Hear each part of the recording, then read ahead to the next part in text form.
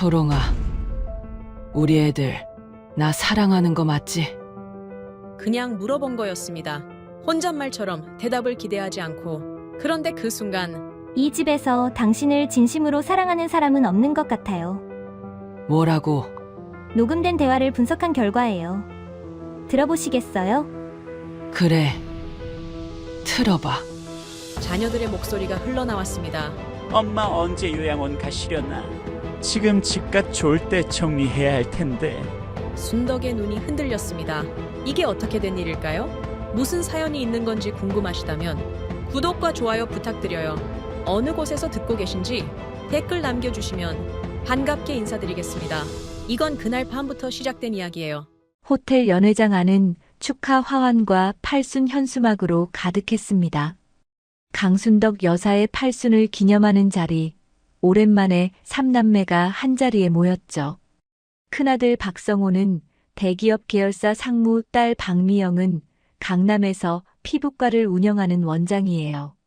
막내 박재민은 중소기업에서 IT 담당 과장으로 일하고 있었습니다. 컴퓨터며 각종 기계 다루는 건 삼남매 중 재민이가 제일이었죠. 다만 형과 누나 사이에서 늘 존재감이 작았어요.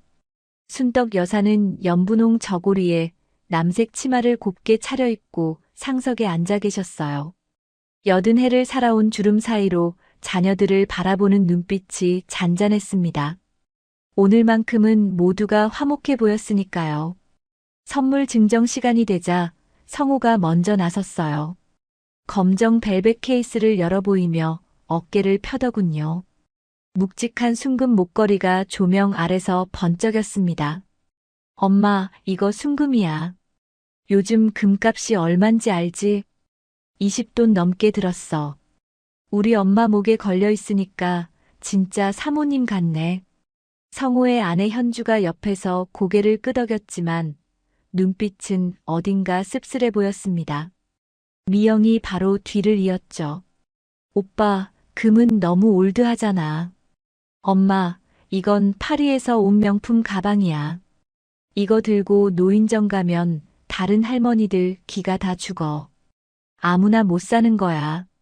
하객들 사이에서 감탄 소리가 흘러나왔습니다.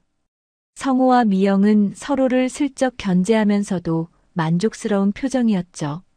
자기들 능력을 과시하기에 이보다 좋은 무대가 또 어디 있겠어요. 재민이 조심스럽게 다가왔습니다. 손에 들린 건 작은 상자 하나와 직접 쓴 손편지뿐이었어요. 엄마, 이거 제 선물이에요. 상자를 열자 동그란 AI 스피커가 나타났습니다. 요즘 집집마다 하나쯤 있다는 그 기계였죠. AI 스피커예요. 이름은 초롱이라고 제가 미리 설정해뒀어요. 엄마가 심심할 때 말동무 해줄 거예요. 순간 성호가 피식 웃었습니다. 재민아, 그게 선물이야? 요즘 편의점에서도 파는 거 아니냐? 엄마가 그런 거 만질 줄 알아? 미영도 한숨을 쉬며 거들었어요. 그러게. 솔직히 좀 민망하다, 막내야. 우리가 얼마짜리 들고 왔는데 넌 장난감을 가져와. 엄마, 그거 구석에 치워두고 내 가방이나 들어. 재민의 얼굴이 살짝 굳었습니다. 하지만 이내 부드러운 목소리로 대답했죠. 아니야, 누나. 내가 엄마 쓰기 편하게 다 세팅해놨어. 엄마, 이따가 집에 가서 제가 직접 연결해 드릴게요. 순덕 여사가 재민의 손을 덥석 잡았습니다. 그래, 우리 막내가 마음을 썼구나. 고맙다. 명품 목걸이보다, 명품 가방보다 순덕 여사의 눈길은 유독 재민에게 오래 머물렀어요. 형과 누나의 표정이 미묘하게 일그러졌습니다. 그 순간 세 사람 사이에 보이지 않는 균열이 이미 생기고 있었죠. 잔치가 끝나고 밤이 깊었어요.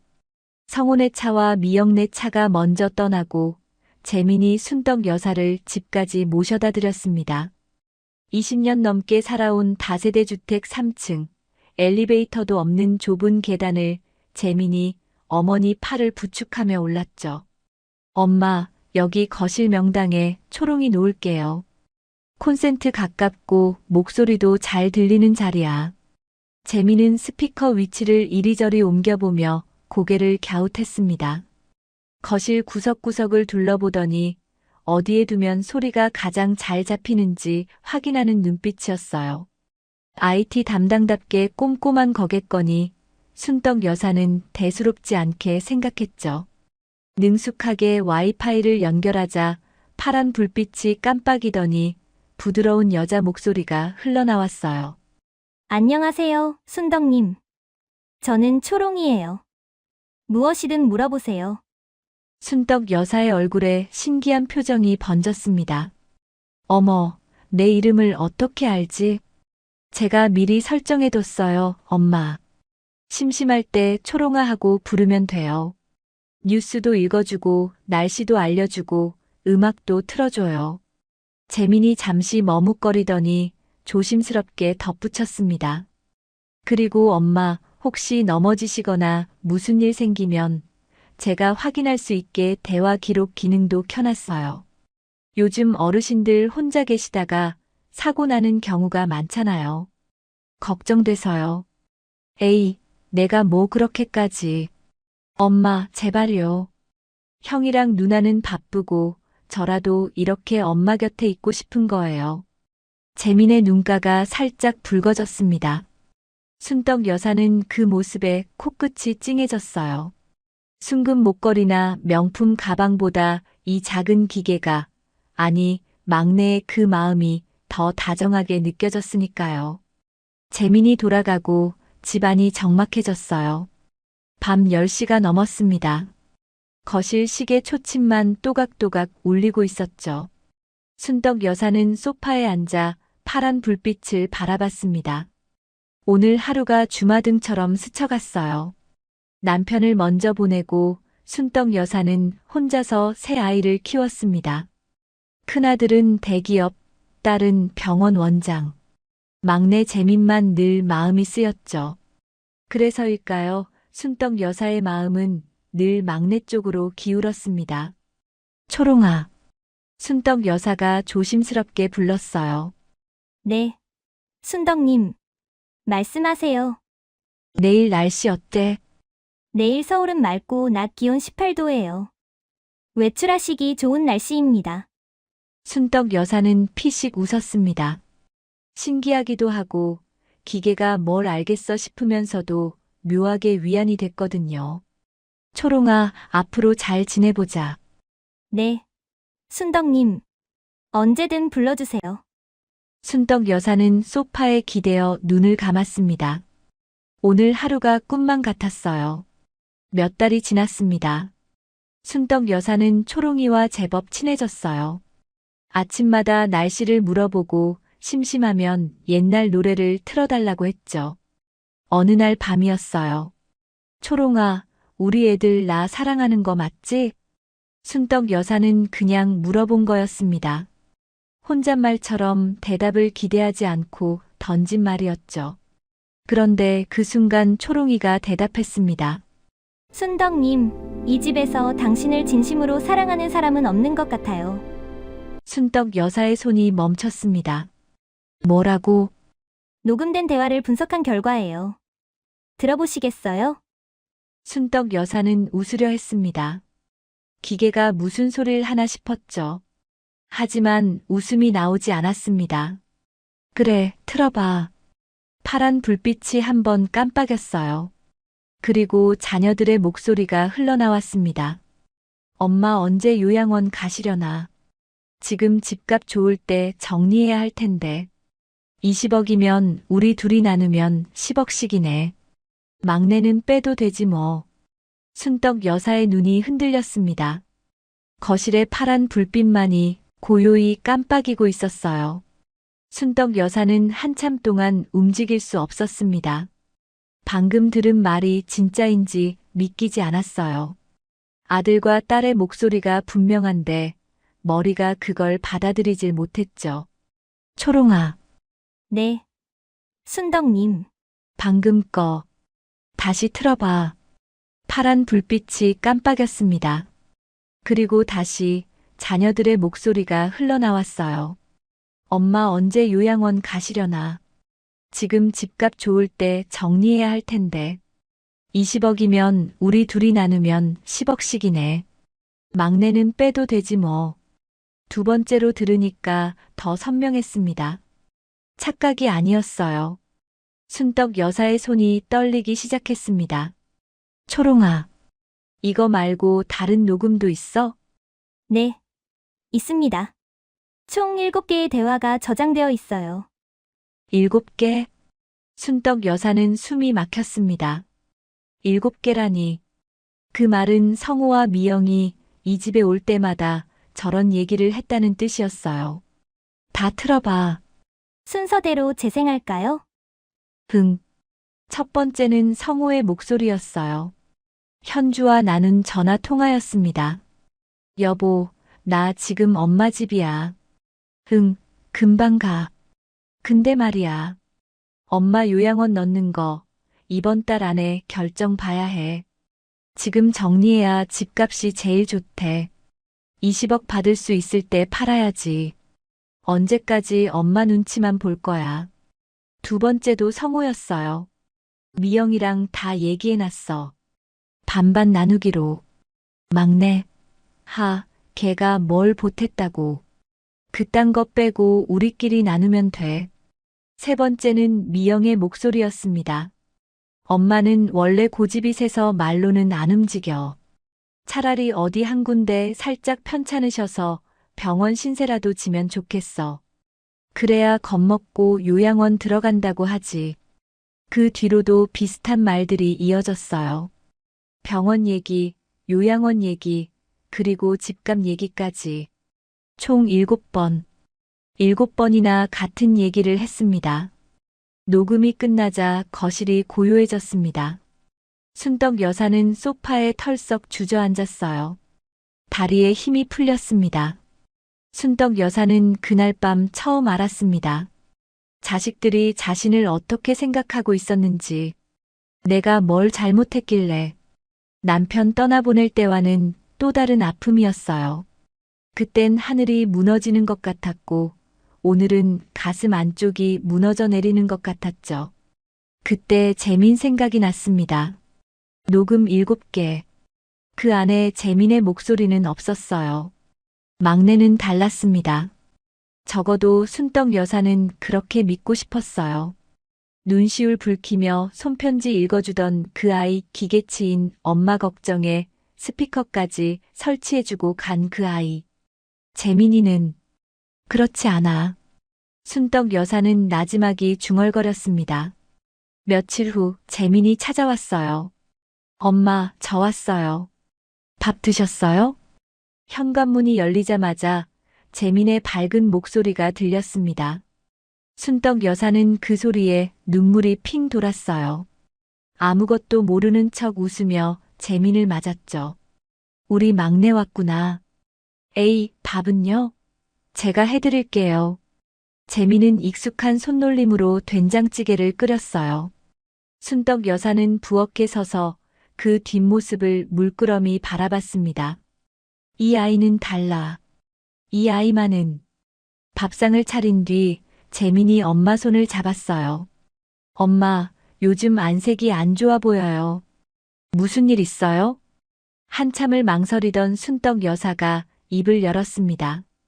재민아, 너는 엄마한테 바라는 거 없어? 재민이 눈을 동그랗게 떴어요. 갑자기 왜 그러세요? 그냥 궁금해서. 재민이 순떡 여사의 손을 꼭 잡았습니다. 엄마, 저는 엄마가 건강하게 오래 사시는 거 말고는 바라는 거 없어요. 진짜예요.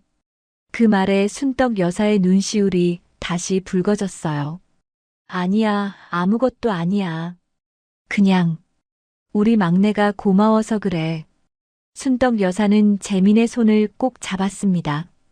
이 아이만은 믿어도 된다고 스스로에게 다짐하듯이요. 재민이 돌아간 뒤 순떡 여사는 거실 창가에 섰어요. 저녁 노을이 방 안을 붉게 물들이고 있었습니다. 가슴속 응어리는 여전했지만 재민 덕분에 조금은 위안이 됐어요. 그래, 재민이가 있잖아. 순덕 여사는 그렇게 중얼거렸습니다. 하지만 거실 한가운데에 놓인 초롱이의 파란 불빛은 마치 아직 들려주지 않은 말이 더 남아있다는 듯 조용히 깜빡이고 있었어요. 며칠 뒤 예고 없이 손님이 찾아왔습니다. 인터폰 화면에 성우와 미영의 얼굴이 나란히 비쳤습니다. 순덕 여사의 심장이 덜컥 내려앉았죠. 왜 둘이 같이 온 거야? 문을 열자 성우가 먼저 들어왔어요. 손에는 깔끔하게 재본된 책자가 들려 있었습니다. 엄마, 우리 잠깐 얘기 좀 하자. 미영도 뒤따라 들어오며 거실을 둘러봤어요. 시선이 초롱이에게 잠깐 머물렀다가 돌아갔습니다. 엄마, 여기 앉아봐. 성우가 소파를 가리켰어요. 마치 자기 집인 것처럼요. 순덕 여사는 조심스럽게 앉았습니다. 성우가 책자를 펼쳐 보였어요. 엄마, 이거 봐. 실버타운 해피빌 팸플릿이야. 시설 진짜 좋아. 24시간 간호사 상주하고 식사도 다 나오고. 요즘 어르신들 다 여기서 사셔. 혼자 계시는 것보다 훨씬 안전해. 미영이 옆에서 거들었습니다. 순덕 여사는 팸플릿을 내려다봤어요. 환하게 웃는 노인들 사진, 깨끗한 1인실, 정원 산책로. 겉으로는 그럴싸했죠. 하지만 순덕 여사는 알고 있었습니다. 이게 무슨 뜻인지. 내가 왜 거기를 가? 순덕 여사가 낮은 목소리로 말했어요. 엄마, 왜 이러셔? 여기 혼자 계시다 무슨 일 나면 어떡해? 우리가 걱정돼서 그래. 걱정? 걱정이 아니라 이 집이 탐나는 거 아니야? 순간 거실이 얼어붙었습니다. 성우의 표정이 굳었어요. 미영이 눈을 크게 떴죠. 순덕 여사는 그 반응을 놓치지 않았습니다. 엄마, 갑자기 무슨 말씀을? 20억이라며. 재개발 확정되면 20억. 둘이 나누면 10억씩이라고 했잖아. 성우의 얼굴이 하얗게 질렸어요. 엄마, 그게 어디서?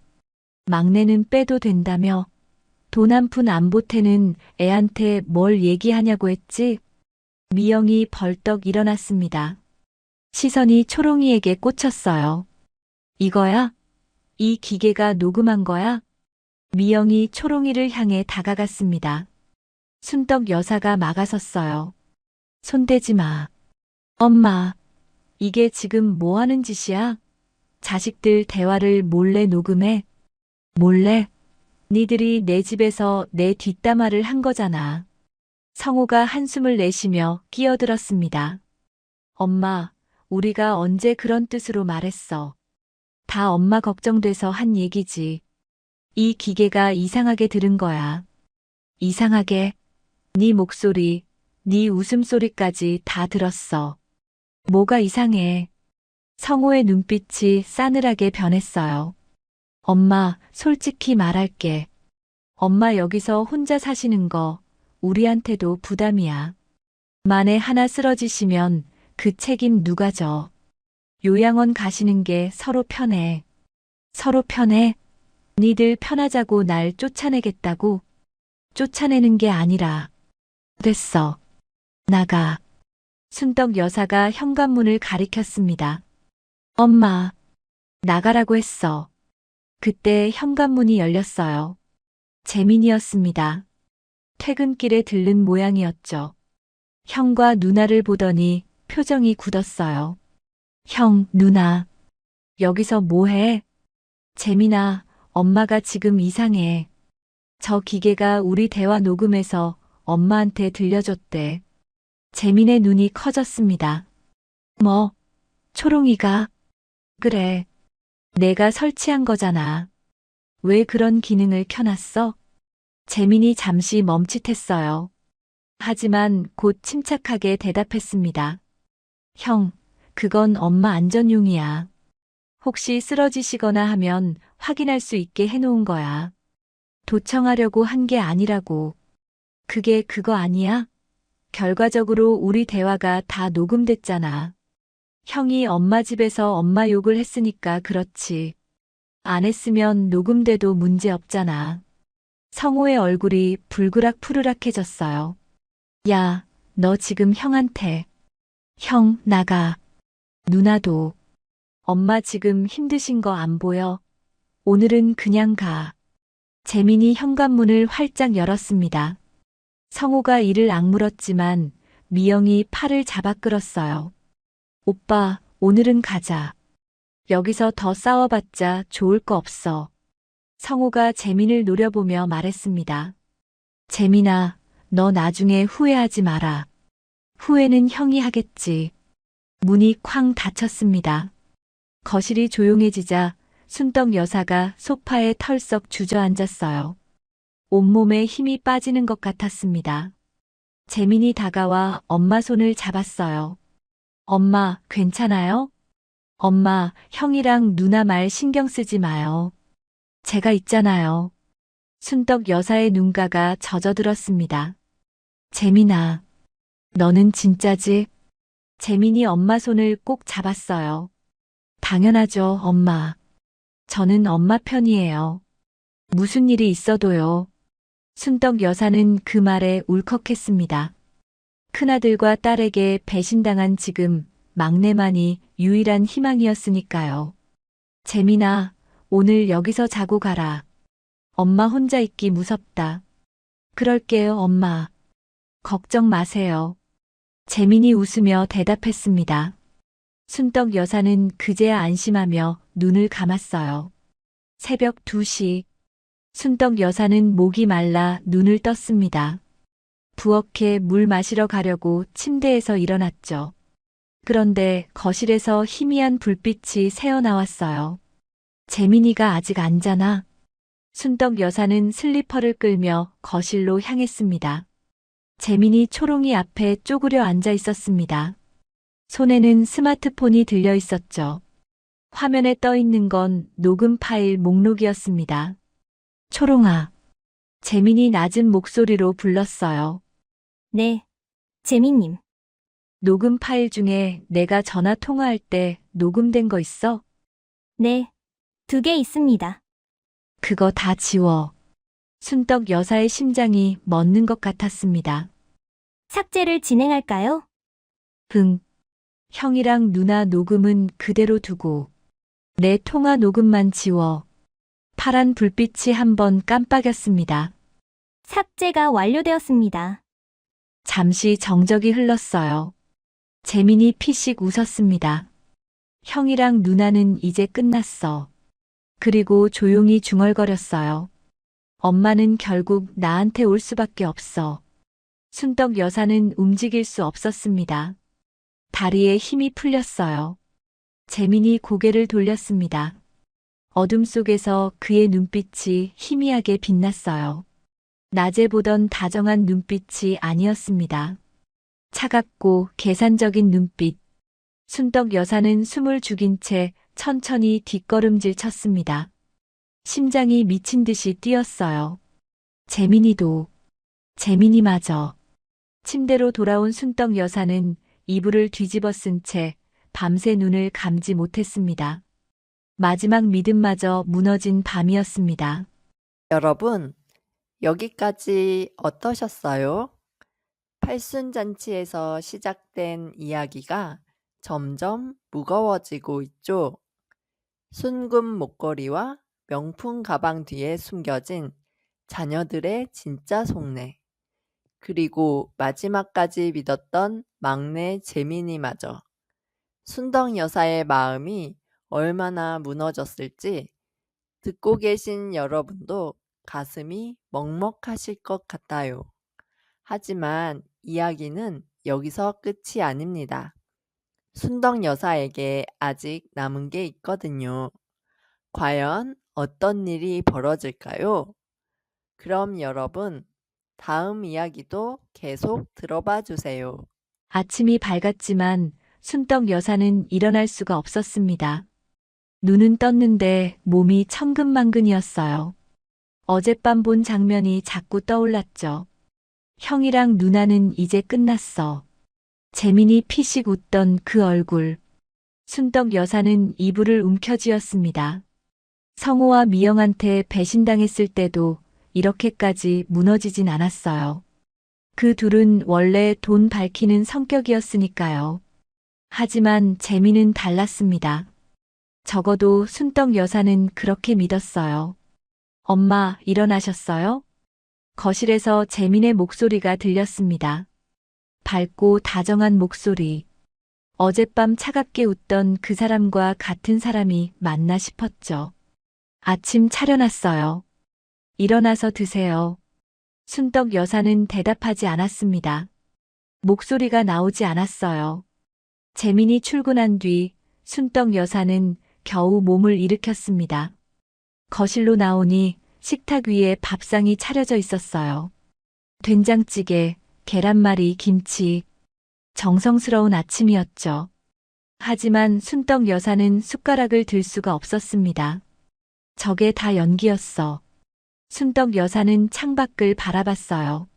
하늘이 흐렸습니다. 비가 올 것 같았죠. 이제 어떡하지? 성호도 미영도 재민도 셋 다 똑같았어요. 결국 원한 건 이 집 20억 뿐이었습니다. 순덕 여사는 그냥 그 위에 앉아있는 걸림돌이었던 거죠. 나 혼자구나. 순덕 여사의 입에서 탄식이 흘러나왔습니다. 그때 문득 옷장이 눈에 들어왔어요. 남편이 쓰던 옷장. 30년 전 남편이 떠난 뒤로 한 번도 정리하지 못한 곳이었습니다. 언젠가 해야지 하면서 미뤄온 곳이죠. 그래, 이참에 정리나 하자. 순덕 여사는 천천히 옷장 앞으로 갔습니다. 문을 열자 먼지 냄새가 코끝을 찔렀어요. 남편의 양복들이 그대로 걸려 있었습니다. 오래된 넥타이, 낡은 손목시계, 빛바랜 사진들. 순덕 여사는 하나씩 꺼내며 추억에 잠겼습니다. 신혼사진, 아이들 돌잔치 사진, 가족 여행 사진까지. 행복했던 시간이 사진 속에 그대로 남아 있었어요. 그때 양복 안주머니에서 뭔가가 만져졌습니다. 딱딱한 느낌. 순덕 여사가 손을 넣어 꺼내보니 누런 봉투가 나왔어요. 봉투 겉면에 남편의 필체가 적혀 있었습니다. 순덕에게. 내가 먼저 가면 열어볼 것. 순덕 여사의 손이 떨렸습니다. 봉투를 뜯자 편지 한 장과 서류 몇 장이 나왔어요. 순덕 여사는 편지부터 펼쳤습니다. 남편의 필체가 빼곡히 적혀 있었죠. 순덕에게. 이 편지를 읽고 있다면 나는 이미 당신 곁에 없겠지. 미안하오. 먼저 가서. 당신 혼자 아이들 키우느라 얼마나 고생할지 생각하면 가슴이 아프오. 하지만 당신은 강한 사람이니까 잘 해낼 거라 믿소. 그리고 한 가지 부탁이 있소. 아이들을 너무 믿지 마시오. 성호는 손해보는 일을 모르는 아이였소. 미영이는 남 눈치만 보면서 체면에 집착했고, 그리고 막내 재민이는 그 애가 제일 걱정이오. 겉으로는 순해 보이지만 속은 알 수가 없었소. 착한 척을 너무 잘해서 오히려 더 무서웠소. 세 아이 다 내 자식이지만 솔직히 말하면 당신 노후를 책임질 아이는 없을 것 같소. 그래서 준비해뒀소. 순덕 여사는 숨을 멈췄습니다. 남편이 30년 전에 이미 알고 있었던 거예요. 아이들의 본성을. 떨리는 손으로 다음 장을 넘겼습니다. 이 봉투 안에 적금 통장이 있소. 당신 이름으로 만들어둔 비상금이요. 아이들한테는 절대 말하지 마시오. 그리고 이 집 등기부등본을 잘 보시오. 내가 살아있을 때 이 집을 당신 단독 명의로 바꿔놨소. 상속이 아니라 증여라서 아이들한테 법적 권리가 없소. 당신이 죽기 전까지 이 집은 온전히 당신 것이오. 누가 뭐래도 팔지 마시오. 당신이 살 곳은 당신이 정하는 거요. 마지막으로 당신을 사랑했소. 행복하게 살아주오. 당신의 남편 재호. 순덕 여사는 편지를 가슴에 안고 한참을 울었습니다. 30년 전에 떠난 남편이 아직도 자기를 지켜주고 있었어요. 아이들의 본성을 미리 꿰뚫어보고 혼자 남을 아내를 위해 준비해둔 것들. 봉투 안에는 정말로 적금 통장이 있었습니다. 잔액을 확인하니 이자가 붙어서 1억 2천만 원이 넘어 있었어요. 그리고 등기부등본. 확인해보니 정말로 순떡 여사 단독 명의였습니다. 여보. 순떡 여사는 눈물을 닦았습니다. 슬픔이 아니었어요. 남편에 대한 고마움, 그리고 뭔가 단단해지는 느낌이었죠. 그래, 내가 왜 쫓겨나. 순떡 여사는 중얼거렸습니다. 이 집은 내 집이야. 내가 살 곳은 내가 정해. 창밖을 보니 구름 사이로 햇살이 비치고 있었어요. 순떡 여사는 봉투를 품에 안은 채 거실로 나왔습니다. 초롱이의 파란 불빛이 여전히 깜빡이고 있었죠. 초롱아, 네. 순덕님. 너한테 삭제된 녹음 복구할 수 있어? 잠시 침묵이 흘렀습니다. 클라우드 백업본이 있습니다. 복구하시겠어요?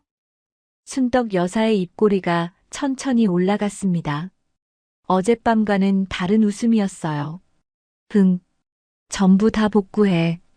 복구를 시작합니다. 파란 불빛이 천천히 깜빡였습니다. 삭제된 녹음들이 하나씩 복구되고 있었어요. 복구된 녹음 파일은 23개였습니다. 순떡 여사는 하나씩 들어봤어요. 성우가 현주한테 한 말, 미영이가 친구한테 한 말, 그리고 재민이가 초롱이한테 한 말까지. 전부 다 살아났죠. 특히 재민의 목소리가 담긴 파일을 들을 때는 손이 떨렸습니다. 형이랑 누나 녹음 삭제해. 형이랑 누나는 이제 끝났어. 순떡 여사는 눈을 감았어요. 이제 더 이상 의심의 여지가 없었습니다. 셋 다 똑같아. 하지만 이번엔 무너지지 않았어요. 남편이 남긴 편지가 순떡 여사를 단단하게 붙잡고 있었으니까요. 당신이 살 곳은 당신이 정하는 거요. 순떡 여사는 눈을 떴습니다. 그래, 내가 정해. 그날 오후 예상치 못한 손님이 찾아왔어요. 인터폰을 확인하니 현주였습니다. 성호의 아내요. 순떡 여사는 잠시 망설였어요. 성호 편이면 안 열어주려고 했죠. 그런데 현주의 표정이 이상했습니다. 평소와 달리 초조해 보였어요. 문을 열자 현주가 고개를 숙였습니다. 어머니, 죄송해요. 갑자기 찾아와서. 무슨 일이야? 잠깐. 얘기 좀 할 수 있을까요? 순떡 여사는 현주를 거실로 들였어요. 현주가 소파에 앉더니 한참 동안 입을 열지 못했습니다. 할 말 있으면 해. 어머니, 저 이혼하려고요. 순떡 여사의 눈이 커졌어요. 뭐? 성호 씨랑 더 못 살겠어요. 현주의 눈가가 붉어졌습니다. 순떡 여사는 아무 말 없이 기다렸어요. 어머니, 저 이 집에 시집 온 지 25년이에요. 근데 그동안 제가 뭐였는지 아세요? 현주가 한숨을 내쉬었습니다. 월급은 다 뺏기고 생활비는 쥐꼬리만큼 받았어요. 제 의견은 물어보지도 않고 밖에서는 잘난 척, 집에서는 저한테 화풀이. 그것도 모자라서 바람까지 피웠어요. 제가 모를 줄 알았나 봐요. 순떡 여사의 눈이 커졌습니다. 뭐, 바람을? 25년 동안 사람 취급 못 받았어요. 근데 이번에 어머니 집 문제 보면서 진짜 못 참겠더라고요. 현주가 순떡 여사를 똑바로 바라봤어요. 명절 때마다 지쳐 보이던 현주의 얼굴, 성호 뒤에서 고개 숙이고 있던 모습. 순떡 여사는 이제야 이해가 갔습니다. 어머니, 성호 씨가 어머니 요양원 보내고 이 집 팔아서 빚 갚으려는 거 아세요? 알아. 미영 아가씨랑 짜고 어머니 몰래 진행하려고 했어요. 저한테도 비밀로 하려다가 제가 서류 봤거든요. 현주가 가방에서 서류 뭉치를 꺼냈습니다. 이거요. 요양원 입소 동의서, 부동산 매매 위임장. 어머니 도장 없이 진행할 방법 알아보고 있었어요. 순떡 여사는 서류를 받아들었어요. 손이 떨렸지만 표정은 담담했습니다. 이걸 왜 나한테 보여주는 거야? 현주의 목소리가 단단해졌어요. 어머니한테 이러는 거 보니까 제 미래가 보이더라고요. 저도 나중에 저렇게 버림받겠구나. 그래서 이혼하려고요. 근데 그냥 나가긴 싫어요. 현주의 눈빛이 날카롭게 변했습니다. 성호 씨한테 제대로 한 방 먹이고 나가고 싶어요. 어머니, 저랑 손잡으실래요? 순떡 여사는 현주를 한참 바라봤습니다. 며느리와 시어머니, 25년을 가족으로 지냈지만 솔직히 정이 깊진 않았어요. 명절 때 만나서 인사하고 가끔 전화하는 정도였죠. 그런데 지금 현주의 눈빛은 진심이었습니다. 같은 사람한테 당한 사람 특유의 분노가 느껴졌어요. 뭘 어떻게 하자는 거야? 먼저 이거 보세요. 현주가 서류를 꺼냈어요. 통장 내역이었습니다. 어머니한테 생활비 100만 원 보냈다고 하면서 실제로는 50만 원만 보냈어요. 미영 아가씨도 마찬가지예요. 그러고는 주위 사람들한테 100만 원 보낸다고 떠들고 다녔죠. 순떡 여사의 눈빛이 차가워졌습니다. 이것들이 현주가 말을 이었어요. 그리고 미영 아가씨는 병원 대출이 많대요. 요즘 환자가 줄어서 이자 내기도 빠듯하고. 그러니까 어머니 집에 더 매달리는 거죠. 순떡 여사가 고개를 끄덕였습니다. 성호 씨랑 미영 아가씨 대화 녹음한 거 있으면 좋을 텐데. 어머니 혹시 녹음하실 줄 아세요? 순떡 여사의 눈이 반짝였습니다. 있어. 네. 녹음된 거. 이미 있어. 현주가 눈을 크게 떴어요. 진짜요? 그거면 돼요. 그걸로 한 방 먹일 수 있어요. 순떡 여사는 피식 웃었습니다. 현주도 보통이 아니었어요. 재민이는? 재민 씨요? 현주가 고개를 갸웃했어요. 막내는 착하잖아요. 성호 씨도 재민 씨는 욕 안 하던데. 순떡 여사는 쓰게 웃었습니다. 착한 게 아니야. 현주가 눈을 크게 떴어요. 네. 순떡 여사가 초롱이를 가리켰습니다. 저 기계가 다 들었어.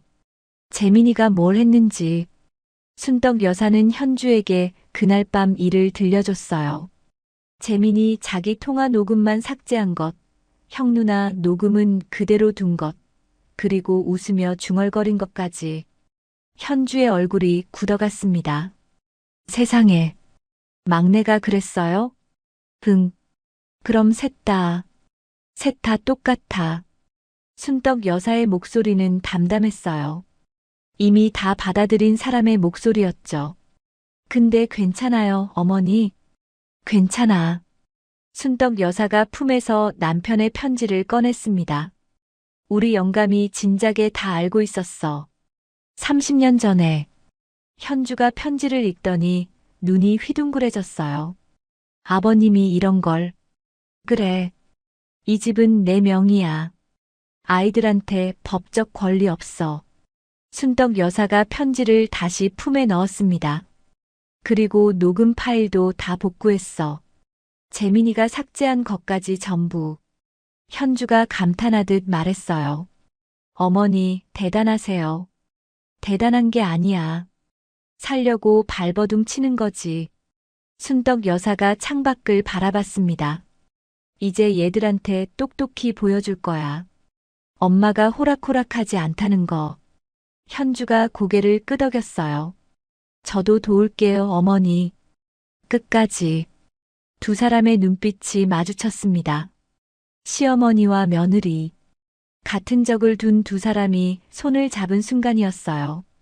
그날 밤 순떡 여사는 삼남매에게 문자를 보냈습니다.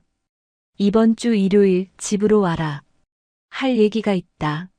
성호에게서 바로 답장이 왔어요. 무슨 얘기요? 순떡 여사는 짧게 답했습니다. 와서 들어. 그리고 휴대폰을 내려놓았어요. 초롱이의 파란 불빛이 조용히 깜빡이고 있었습니다. 마지막 가족 모임이 다가오고 있었어요. 일요일 오후 2시, 성호가 먼저 도착했습니다. 미영이 그 뒤를 이었고 재민이 마지막으로 들어왔어요.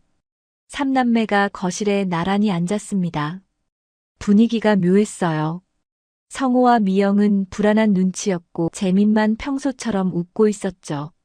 엄마, 무슨 얘기하시려고요? 재민이 다정하게 물었습니다. 순덕 여사는 그 얼굴을 가만히 바라봤어요. 저 웃음 뒤에 뭐가 있는지 이제 안다. 다 모였네. 순덕 여사가 천천히 입을 열었습니다. 오늘 할 얘기는 하나야.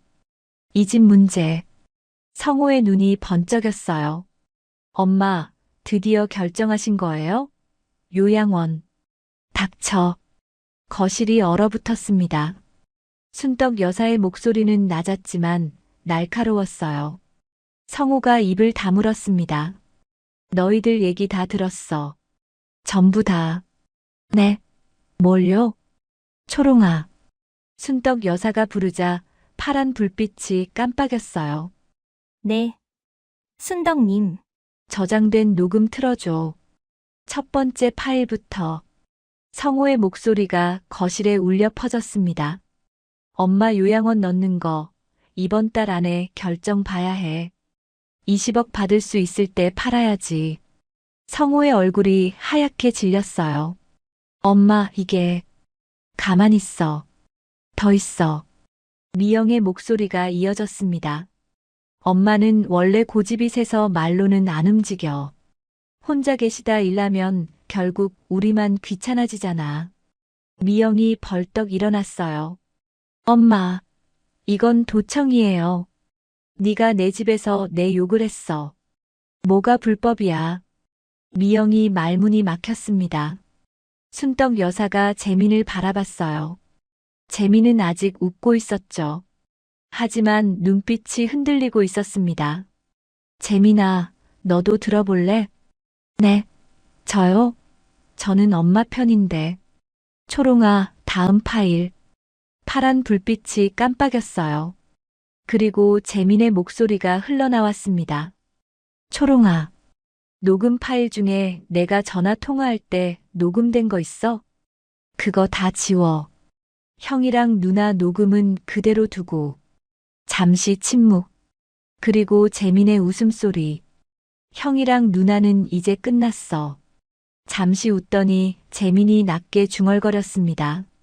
엄마는 결국 나한테 올 수밖에 없어. 거실이 쥐 죽은 듯 조용해졌습니다. 재민의 웃음이 사라졌어요.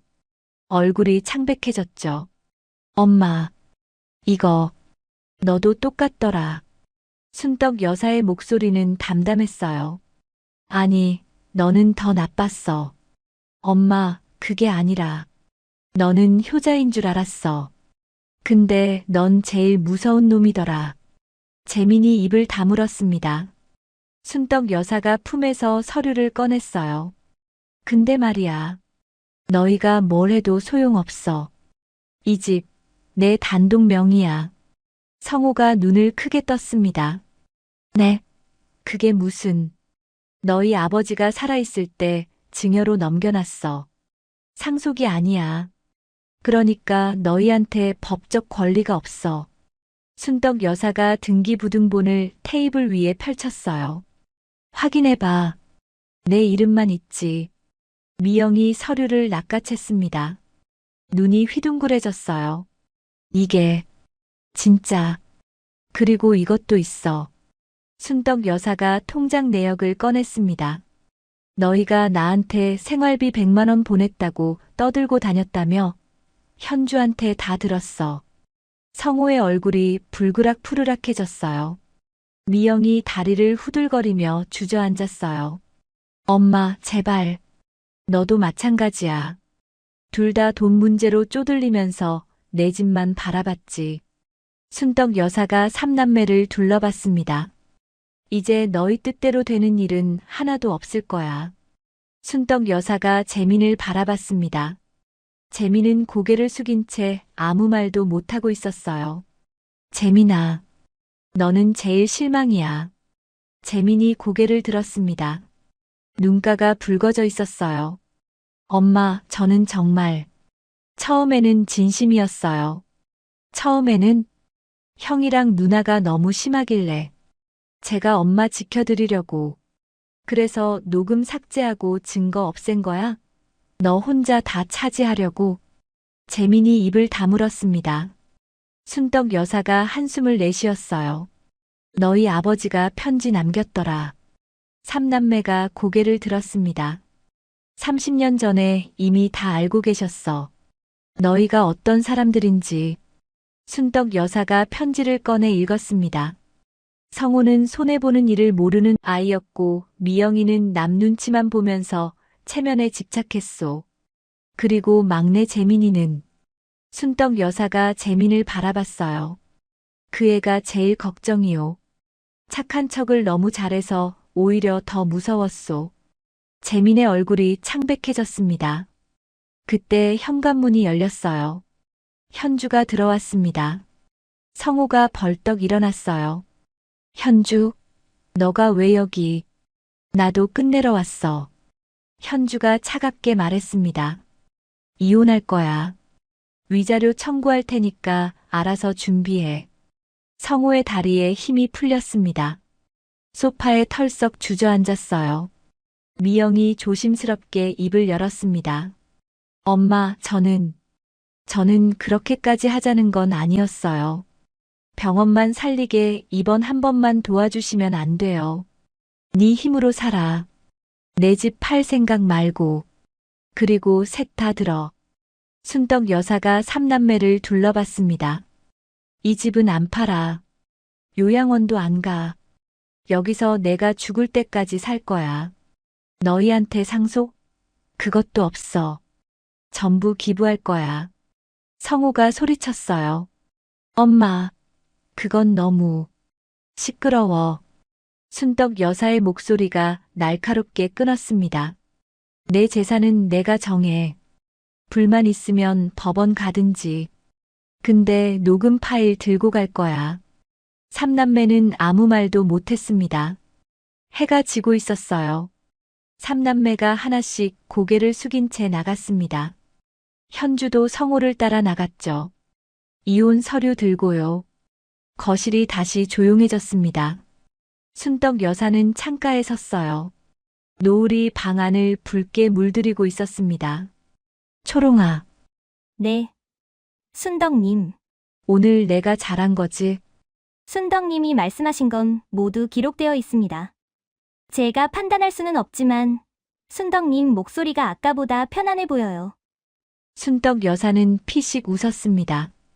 그래, 편해졌어. 품 안에서 남편의 편지를 꺼냈어요. 마지막 문장을 다시 읽었습니다. 당신을 사랑했소. 행복하게 살아주오. 여보, 나 잘했지? 대답은 없었지만 순덕 여사는 알 것 같았어요. 잘했다고, 이제 편하게 살라고. 초롱이의 파란 불빛이 조용히 깜빡였습니다. 처음 그 불빛을 봤을 때와는 다른 느낌이었어요. 팔순 잔치날 밤 두렵고 떨리던 그 불빛이 지금은 따뜻하게 느껴졌죠. 순덕 여사는 창밖을 바라보며 나지막이 말했어요. 이제야 진짜 내 삶이네. 오늘 이야기 어떠셨나요?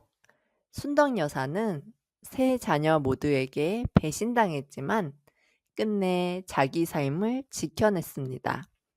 내 삶은 내가 정한다는 말. 오늘 이야기의 가장 큰 울림이 아니었을까요? 끝까지 함께해 주셔서 감사합니다. 우리는 또 단짝처럼 다음 이야기에서 만날게요. 지금까지 사연 단짝이었습니다.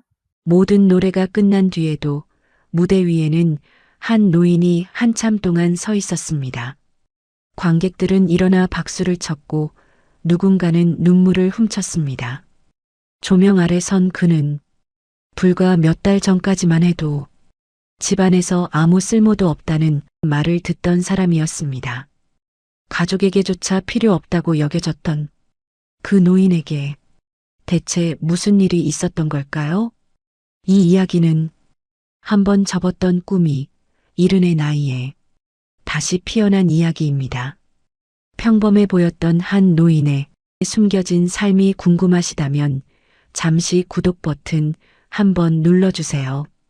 그럼 지금부터 이 이야기를 시작하겠습니다. 74살 강태수 씨가 사는 곳은 서울 외곽의 넓은 단독주택이었습니다. 20년 전 철물점을 운영하며 피땀 흘려 장만한 이 집은 이제 큰아들 준혁 씨 가족의 보금자리가 되어 있었죠. 태수 씨는 1층 구석 작은 방 한 칸을 쓰고 있었는데요. 원래 그 방은 창고로 쓰던 공간이었습니다. 3년 전 아내 수님 씨가 세상을 떠난 후 태수 씨의 입지는 눈에 띄게 좁아졌거든요.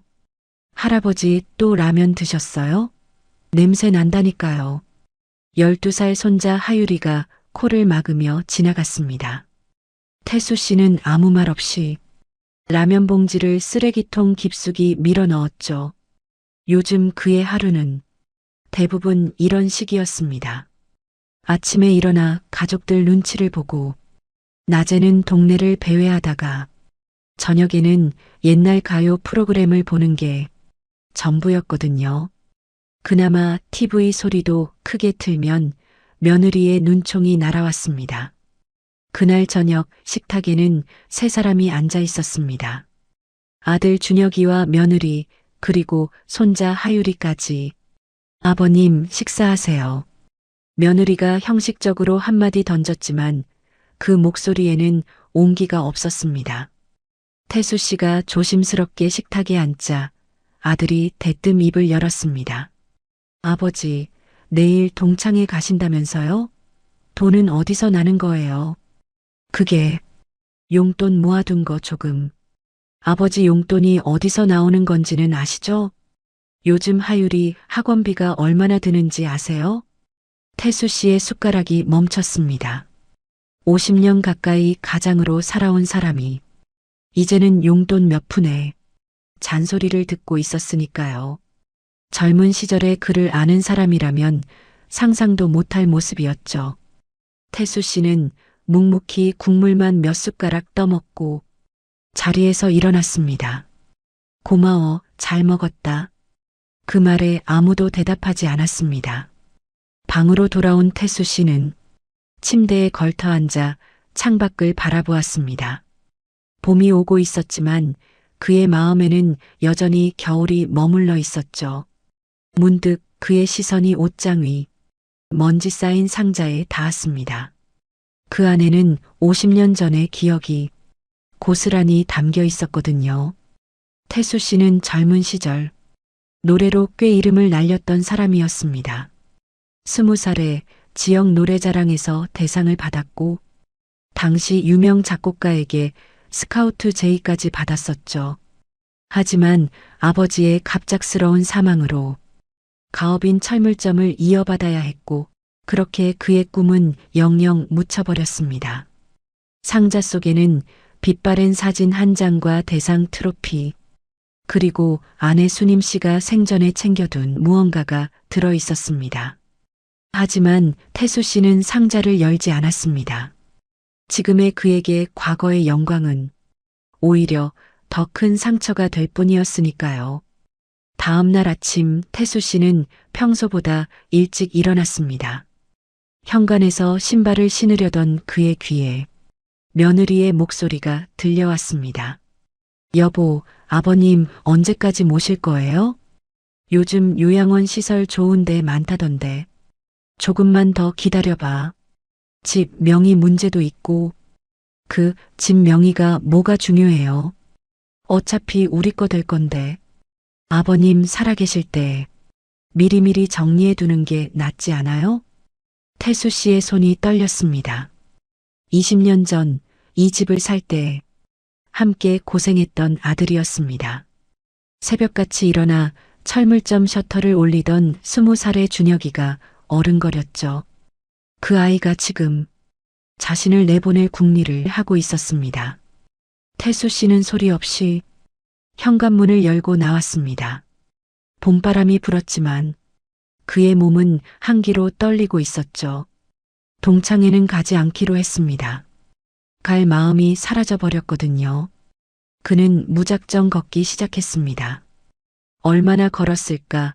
어느새 낯선 골목에 들어서 있었습니다. 그때 어디선가 노랫소리가 들려왔습니다. 사랑아, 사랑아. 내 마음을 알아다오.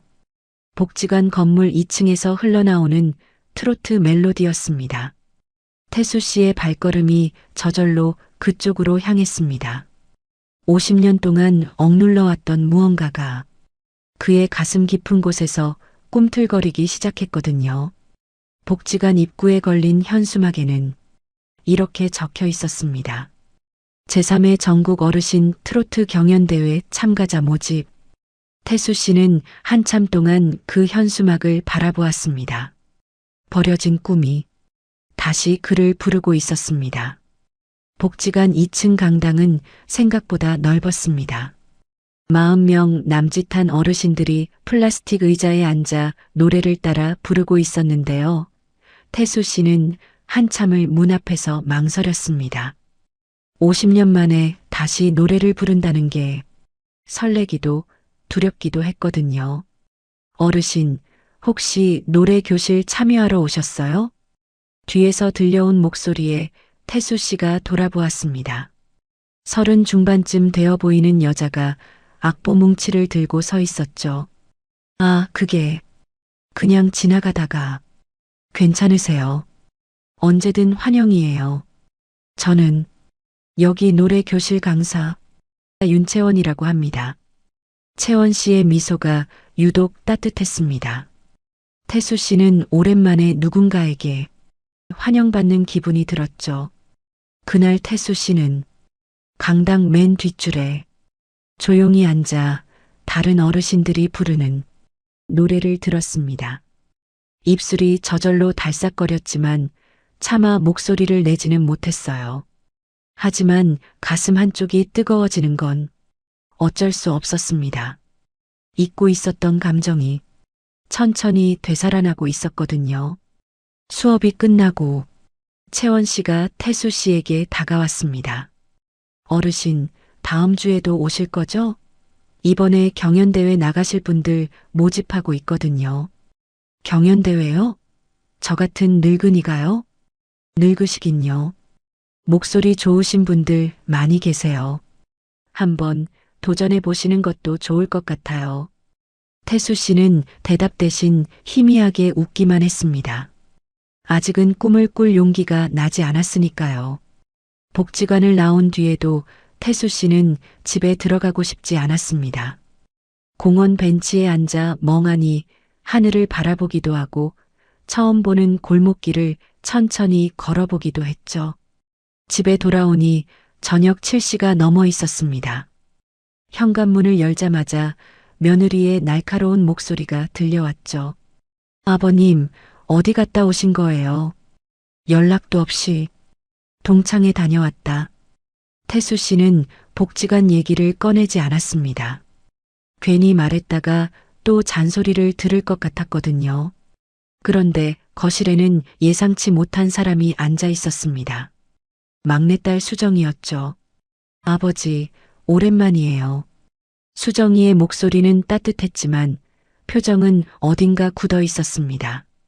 태수 씨는 반가운 마음에 딸에게 다가갔지만 수정이 옆에 앉아있던 아들이 먼저 입을 열었습니다. 아버지, 앉으세요. 드릴 말씀이 있어요. 분위기가 심상치 않았습니다. 태수 씨가 소파에 앉자 며느리가 서류 봉투 하나를 테이블 위에 올려놓았죠. 아버님, 이게 뭔지 아시죠? 서류 겉면에는 요양원 입소 안내라는 글자가 선명하게 적혀 있었습니다. 태수 씨의 심장이 쿵 하고 내려앉았죠. 아버지, 저희도 많이 고민했어요. 근데 솔직히 아버지 혼자 계시기엔 이제 좀 힘드시잖아요. 아들의 말투는 부드러웠지만 그 속에 담긴 뜻은 명확했습니다. 이 집에서 나가라는 거였죠. 주녀가 내가 뭘 잘못했니? 밥도 내가 알아서 챙겨 먹고 청소도 내 방은 내가 하는데. 아버지, 그런 문제가 아니에요. 며느리가 끼어들었습니다. 아버님 연세가 있으시잖아요. 만약에 무슨 일이라도 생기면 저희가 감당을 못해요. 차라리 전문가들이 있는 곳에서 편하게 지내시는 게 낫지 않겠어요? 그 말이 얼마나 위선적인지 태수 씨는 알고 있었습니다.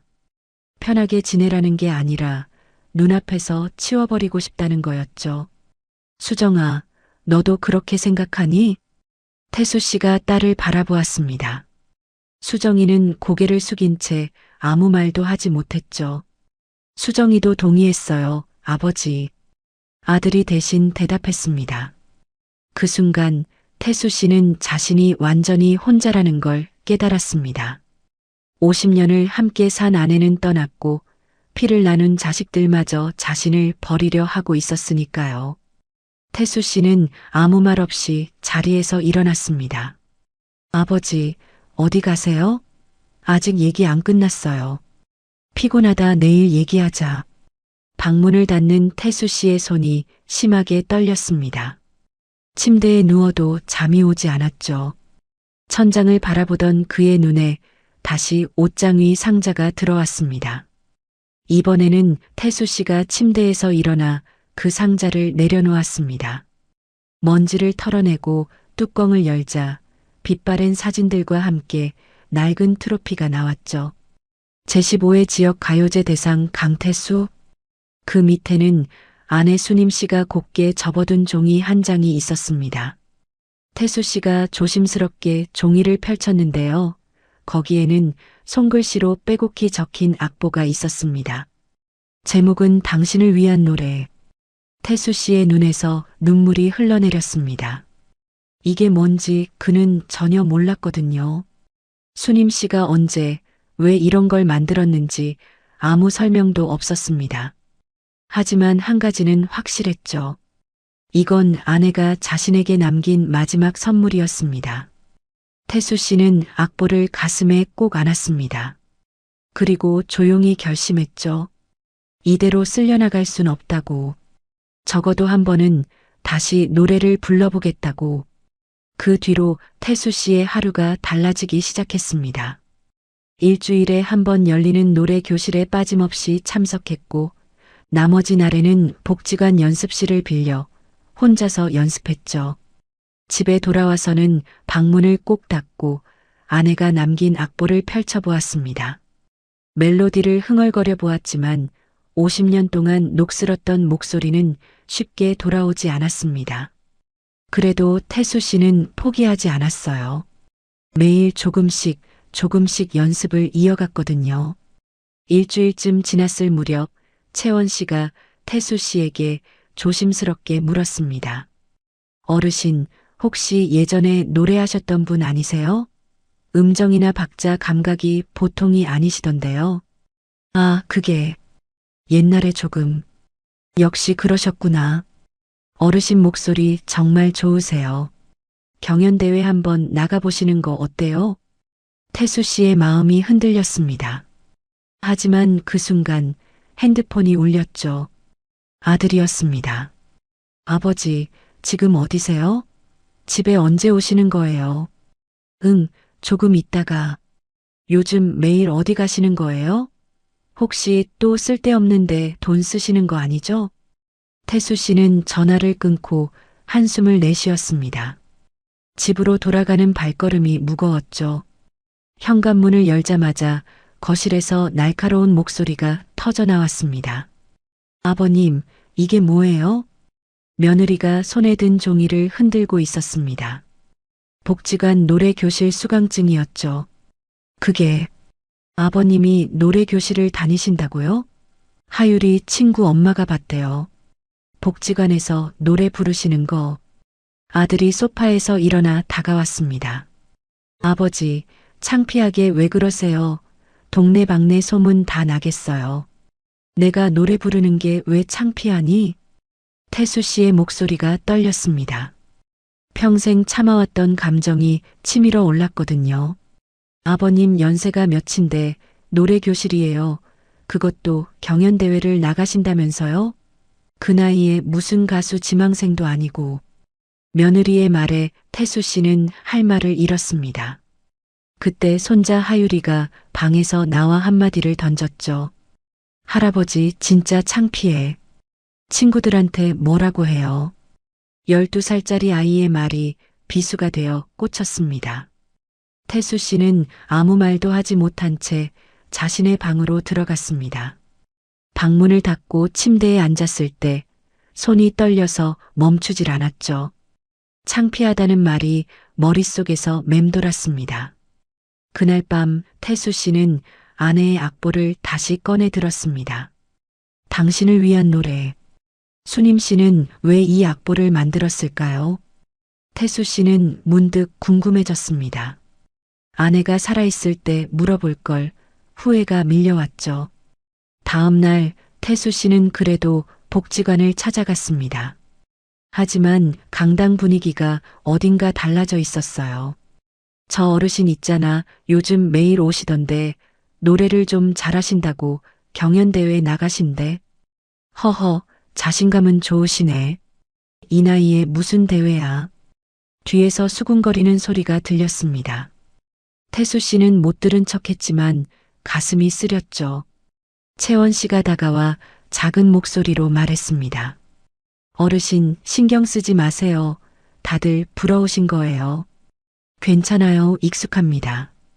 태수 씨는 애써 웃어 보였습니다. 수업이 끝나고 집에 돌아오니 낯선 차가 대문 앞에 서 있었습니다. 거실에 들어서자 아들과 며느리 옆에 정장을 입은 남자가 앉아 있었죠. 아, 아버님 오셨네요. 여기 요양원 관계자분이세요.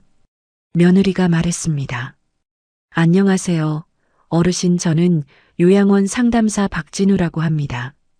태수 씨는 그 자리에 얼어붙었습니다. 자식들이 벌써 요양원 사람까지 불러놓은 거였죠.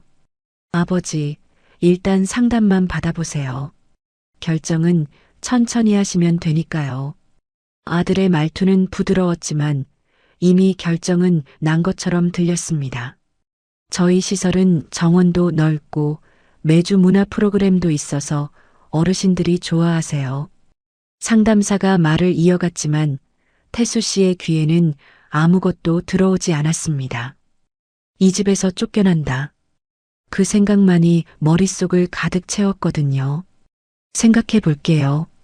태수 씨는 그 말만 남기고 방으로 들어갔습니다. 침대에 누워 천장을 바라보았죠. 아내의 악보가 책상 위에 놓여 있었습니다. 수님 씨가 살아있었다면 뭐라고 했을까요? 아마 이렇게 말했겠죠. 여보, 포기하지 마요. 당신은 할 수 있어요. 태수 씨의 눈에서 눈물이 흘러내렸습니다. 하지만 현실은 냉정했습니다. 가족에게 버림받고 복지관에서도 손가락질 당하고 이제는 요양원까지 모든 것이 무너지고 있었거든요. 여러분, 여기까지 들으셨는데 어떠세요? 평생을 가족을 위해 살아온 태수 씨가 이렇게까지 무시당하는 모습을 보니 마음이 참 아프죠. 노래라는 작은 꿈 하나 꾸는 것조차 창피하다고 손가락질 당하다니요. 과연 태수 씨는 이 상황을 어떻게 헤쳐나갈 수 있을까요? 아내가 남긴 그 악보에는 어떤 비밀이 숨겨져 있는 걸까요? 그럼 여러분, 다음 이야기도 계속 들어봐 주세요. 며칠 뒤 태수 씨는 복지관에서 경연대회 참가 신청서를 받아왔습니다.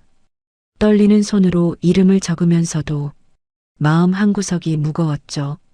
집에서는 매일같이 요양원 이야기가 나왔고 가족 중 누구도 자신의 편이 아니었으니까요. 그래도 태수 씨는 포기하지 않았습니다. 아내가 남긴 악보, 당신을 위한 노래. 이 곡을 무대에서 부르겠다는 게 그의 유일한 목표였거든요.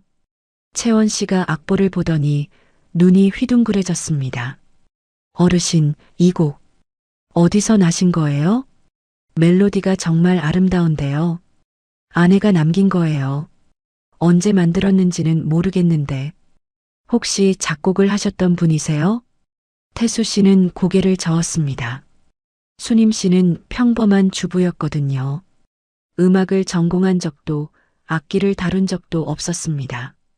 그런 아내가 어떻게 이런 곡을 만들었는지 태수 씨로서는 알 길이 없었죠.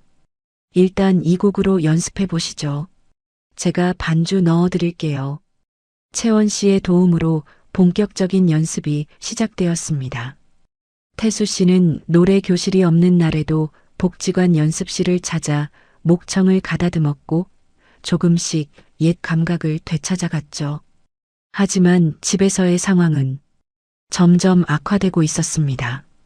어느 날 저녁 태수 씨가 집에 돌아오니 현관 앞에 짐이 쌓여 있었습니다. 낡은 옷가지들과 이불, 그리고 아내의 유품이 담긴 상자까지. 이게 뭐니? 거실로 들어가자 며느리가 냉담한 표정으로 서 있었습니다. 아버님 짐이요. 정리 좀 했어요.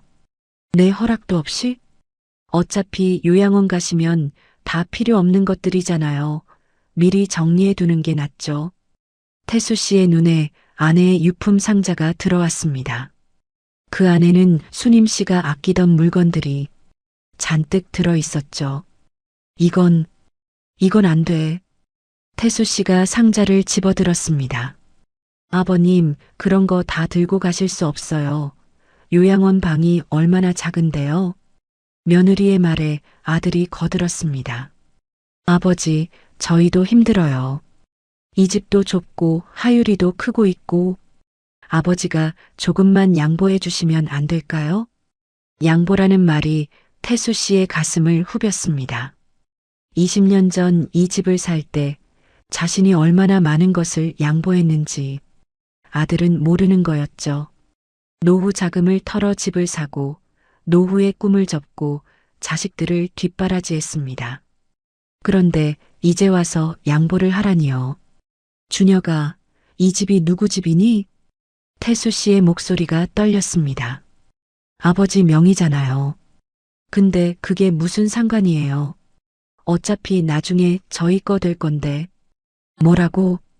아버지, 솔직히 말씀드릴게요. 아버지 혼자 이 집에 계시는 건 말이 안 돼요. 저희가 관리하기도 힘들고 아버지한테도 안 좋아요. 아들의 말투가 점점 거칠어졌습니다. 태수 씨는 더 이상 대꾸하지 않았습니다. 아내의 유품 상자만 꼭 안고 방으로 들어갔죠. 방문을 닫고 상자를 열었습니다. 수님 씨가 아끼던 손거울, 빛바랜 사진첩, 그리고 편지 한 통. 태수 씨는 편지를 펼쳐보았습니다. 여보, 당신이 이 편지를 읽을 때쯤이면 나는 이미 곁에 없겠죠. 수님 씨의 손글씨였습니다. 태수 씨의 손이 떨리기 시작했죠. 당신은 평생 가족을 위해 살았어요. 젊은 시절의 꿈도 접고 하고 싶은 것도 참으면서 그래서 나는 당신에게 이 노래를 남기기로 했어요. 태수 씨의 눈에서 눈물이 쏟아졌습니다. 당신을 위한 노래가 어떻게 만들어졌는지 이제야 알게 된 거였죠. 나는 몰래 음악학원에 다녔어요. 당신 몰래 작곡을 배웠죠. 3년이나 걸렸어요. 이 곡 하나 완성하는데 서툴러서 오래 걸렸지만 한음 당신 생각하면서 만들었어요. 편지는 계속되었습니다. 여보, 이 노래를 불러줘요. 당신 목소리로 이 노래가 세상에 울려 퍼지길 바라요. 그게 내 마지막 소원이에요. 태수 씨는 편지를 가슴에 꼭 안았습니다. 50년을 함께 살면서도 몰랐던 아내의 마음이었습니다. 자신을 위해 몰래 음악을 배우고 3년 동안 곡을 만들었다는 것. 그 사실이 태수 씨의 마음을 무너뜨렸죠. 하지만 동시에 그에게는 새로운 힘이 생겼습니다. 이 노래를 반드시 불러야 한다. 아내의 마지막 소원을 이뤄야 한다. 태수 씨는 눈물을 닦고 자리에서 일어났습니다. 경연대회까지 2주가 남았습니다. 태수 씨는 매일 새벽같이 집을 나서 복지관으로 향했죠. 아내의 편지를 읽은 뒤로 그의 눈빛이 달라져 있었습니다. 더 이상 눈치 보는 노인이 아니었어요. 반드시 이 노래를 세상에 들려주겠다는 결의에 찬 사람이었죠. 채원 씨도 태수 씨의 변화를 느꼈습니다. 어르신, 요즘 목소리가 완전히 달라지셨어요. 예전에 정말 대단하셨던 분 맞죠? 허허, 옛날 얘기죠. 아니에요. 이 정도 실력이면 대회에서 충분히 좋은 결과 나올 수 있어요. 태수 씨는 대답 대신 미소만 지었습니다. 상은 중요하지 않았거든요. 그저 아내의 마지막 소원을 이루는 것, 그게 전부였습니다. 그날 저녁 연습을 마치고 나오는데 복지관 입구에 낯익은 얼굴이 서 있었습니다. 막내딸 수정이었죠. 아버지, 수정아, 여긴 어쩐 일이니? 수정이의 눈가가 붉어져 있었습니다. 뭔가 할 말이 있는 듯 했지만 쉽게 입이 떨어지지 않는 눈치였죠. 아버지, 죄송해요. 뭐가? 그때 오빠 편들었던 거요. 저도 아버지 요양원 보내는 거 찬성했잖아요. 태수 씨는 아무 말 없이 딸을 바라보았습니다. 근데 어제 오빠네 갔다가 얘기 들었어요. 아버지 진명에 이전하려고 서류 준비하고 있대요. 태수 씨의 표정이 굳어졌습니다. 아버지 모르게 다 진행하려고 했나 봐요. 아버지가 요양원 가시면 바로 처리하려고. 수정이의 목소리가 떨렸습니다. 저 진짜 몰랐어요. 오빠가 그렇게까지 할 줄은, 아버지한테 이렇게까지 할 줄은. 태수 씨는 한동안 말이 없었습니다. 아들이 자신을 내보내려 한 진짜 이유를 이제야 알게 된 거였죠. 집이 탐났던 겁니다. 수정아, 괜찮다. 이제 다 알았으니까. 아버지, 저 오빠한테 따졌어요. 근데 오빠가 그러더라고요. 아버지는 어차피 오래 못 사신다고 미리 정리해 두는 게 낫다고. 그 말에 태수 씨의 가슴이 서늘해졌습니다. 자식의 입에서 그런 말이 나올 줄은 몰랐거든요. 아버지, 저는 이제 오빠 편 안 들어요. 아버지 편이에요. 수정이가 태수 씨의 손을 잡았습니다. 대회 나가신다면서요? 저 응원할게요. 아버지가 원하시는 거 다 하세요. 태수 씨의 눈시울이 붉어졌습니다. 완전히 혼자라고 생각했는데 아직 자신의 편이 남아 있었던 거죠. 그날 밤 태수 씨는 방에서 아내의 편지를 다시 읽었습니다. 여보, 우리 아이들이 당신을 힘들게 해도 미워하지 마요. 그 아이들도 결국은 당신 피를 받은 아이들이니까. 수님 씨는 이런 날이 올 줄 알았던 걸까요? 태수 씨는 편지를 접으며 중얼거렸습니다. 여보, 나 미워 안 해. 근데 이대로 당하고만 있지는 않을 거야. 다음 날 태수 씨는 법무사 사무실을 찾아갔습니다. 집 명의를 지키려면 어떻게 해야 하나요? 법무사가 서류를 살펴보더니 말했습니다. 아직 명의가 어르신 앞으로 되어 있으니 문제 없습니다. 혹시 모르니 유언장을 작성해 두시는 게 좋겠네요. 유언장이요? 네, 어르신 뜻대로 재산을 분배할 수 있어요. 지금 상태로는 아드님이 마음대로 못합니다. 태수 씨는 고개를 끄덕였습니다. 이제 더 이상 끌려다니지 않겠다고 다짐했거든요. 경연대회 일주일 전 태수 씨의 노래 실력은 눈에 띄게 좋아져 있었습니다. 채원 씨가 감탄하며 말했죠. 어르신, 정말 대단하세요. 이 곡 진짜 감동적이에요. 사모님이 만드신 거라고요? 네, 내가 모르게 3년 동안 만들었대요. 와, 정말 사랑이 담긴 곡이네요. 대회에서 이 이야기도 같이 하시면 좋을 것 같아요. 태수 씨는 고개를 끄덕였습니다. 이 노래에는 아내의 50년 사랑이 담겨 있었으니까요. 그걸 세상에 알리고 싶었습니다. 집으로 돌아오니 아들이 거실에서 기다리고 있었습니다. 아버지, 할 말 있어요. 뭔데? 요양원 입소 날짜 잡았어요. 다음 주 금요일이에요. 태수 씨는 담담하게 대답했습니다. 다음 주 금요일은 안 돼. 네. 왜요? 그날 나 경연대회 있어. 아들의 표정이 일그러졌습니다. 아버지, 아직도 그 노래 교실 얘기해요? 제발 정신 좀 차리세요. 정신 차렸어. 이제야 제대로 차렸어. 태수 씨가 아들을 똑바로 바라보았습니다. 준혁아, 내 집 명에 이전하려고 서류 준비하고 있다며? 아들의 얼굴이 하얗게 질렸습니다. 그게 누가 그런 소리를. 수정이한테 다 들었어. 태수 씨의 목소리는 담담했습니다. 더 이상 흔들리지 않았거든요. 아버지, 오해예요. 그냥 만약을 대비해서. 됐다. 변명 안 들을게. 태수 씨가 아들의 말을 끊었습니다. 나 요양원 안 가. 그리고 이 집은 내가 죽을 때까지 내 명의로 둘 거야. 아버지, 유언장도 다 써놨어. 내 재산은 내 뜻대로 정리할 거니까 더 이상 기대하지 마라. 아들의 얼굴이 불그락 푸르락해졌습니다. 하지만 태수 씨는 뒤도 돌아보지 않고 방으로 들어갔죠. 경연대회 당일이 밝았습니다. 경연장에는 500명이 넘는 관객이 모여 있었습니다. 전국 각지에서 온 어르신 참가자들이 무대 뒤에서 긴장된 표정으로 대기하고 있었죠.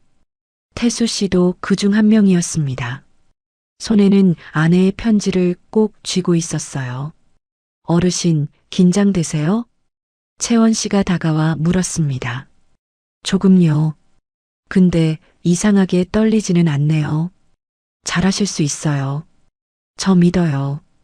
객석 한쪽에는 딸 수정이가 앉아 있었습니다. 아버지를 응원하기 위해 일부러 휴가까지 냈다고 했죠. 그리고 놀랍게도 그 옆에는 손자 하율이도 있었습니다. 할아버지가 노래 부르는 거 보고 싶대요. 저한테 몰래 전화해서. 수정이가 전해준 말이었습니다. 태수 씨의 눈시울이 뜨거워졌습니다. 창피하다고 했던 손자가 자신을 보러 왔다니요.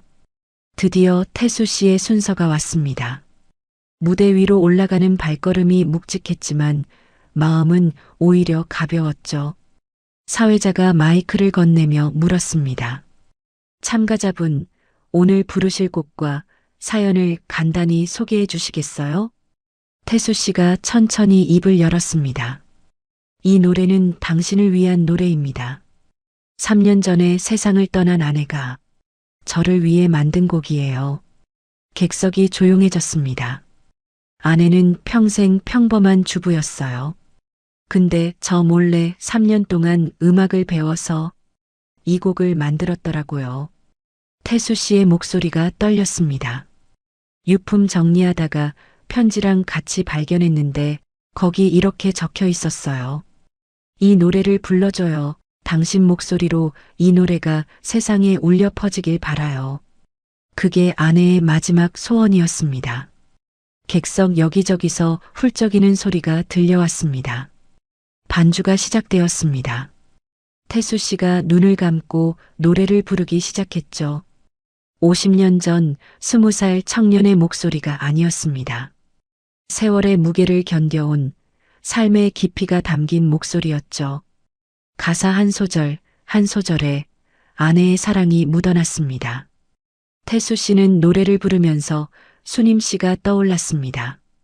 젊은 시절 꿈을 접을 때 옆에서 손잡아주던 아내, 힘들 때마다 묵묵히 곁을 지켜주던 아내, 그 아내가 자신을 위해 3년 동안 몰래 곡을 만들었다는 것, 그 사실이 태수 씨의 목소리에 울림을 더했습니다. 노래가 끝났을 때 객석은 잠시 고요했습니다. 그리고 곧 우레와 같은 박수가 터져 나왔죠.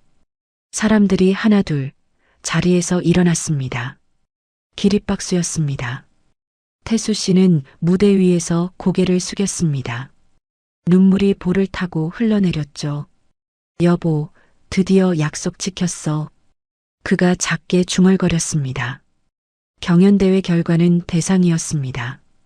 심사위원 전원 만장일치였죠. 강태수 참가자의 노래에는 기술을 넘어선 무언가가 있었습니다. 50년 세월의 사랑이 담긴 노래였습니다. 심사평이 끝나고 태수 씨가 트로피를 들어 올렸습니다. 객석에서 수정이와 하유리가 환호했죠. 경연대회가 끝나고 무대에서 내려오는데 누군가 다가왔습니다. 아들 준혁이었습니다. 며느리도 함께였죠. 아버지, 왜 왔어? 죄송합니다. 아들이 고개를 숙였습니다. 저 밖에서 다 들었어요. 어머니가 그런 곡을 만드셨는지 몰랐어요. 태수 씨는 아무 말도 하지 않았습니다. 아버지가 노래 부르시는 거 창피하다고 했던 거 진심으로 사과드려요.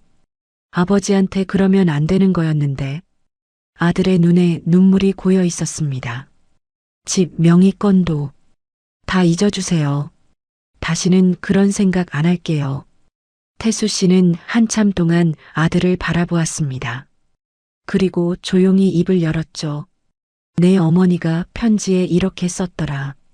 우리 아이들이 당신을 힘들게 해도 미워하지 마요. 그러니까 나도 미워 안 할게. 아들이 끝내 눈물을 터뜨렸습니다. 태수 씨가 아들의 어깨를 가볍게 두드렸습니다.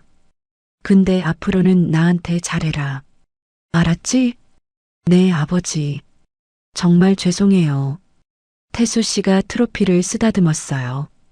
여보, 고마워. 당신 덕분에 내가 다시 살았어. 그의 눈에 맺힌 눈물이 조명 아래 반짝였습니다. 여러분, 오늘 이야기 어떠셨어요? 가족에게 쓸모없다고 무시당하던 74세 할아버지가 잊고 있던 꿈을 다시 찾고 세상 앞에 당당히 서는 모습을 보셨죠. 사실 이 이야기에서 가장 감동적인 건 태수 씨의 성공이 아니라 50년을 함께 살면서도 몰랐던 아내의 사랑이 아닐까 싶어요. 수님 씨는 남편이 젊은 시절 포기했던 꿈을 늘 안타깝게 생각했나 봅니다. 그래서 3년이나 몰래 음악을 배우면서 단 한 곡을 만들었어요. 서툴러도 괜찮았죠. 한음 한음에 남편을 향한 사랑을 담았으니까요.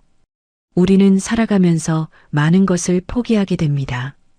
가족을 위해, 생계를 위해 현실 앞에서 꿈을 접어야 할 때가 있죠. 하지만 그 꿈이 완전히 사라지는 건 아닌 것 같아요. 태수 씨처럼 어느 날 문득 잊고 있던 꿈이 다시 우리를 부를 수도 있으니까요. 혹시 여러분도 포기했던 꿈이 있으신가요? 있다. 없다. 짧게라도 댓글로 남겨주시면 서로에게 작은 위로가 될 것 같습니다. 오늘 이야기가 여러분께 작은 위로와 희망이 되었으면 좋겠네요. 이 이야기가 좋으셨다면 구독과 좋아요 부탁드립니다. 그럼 다음 이야기에서 또 찾아뵐게요.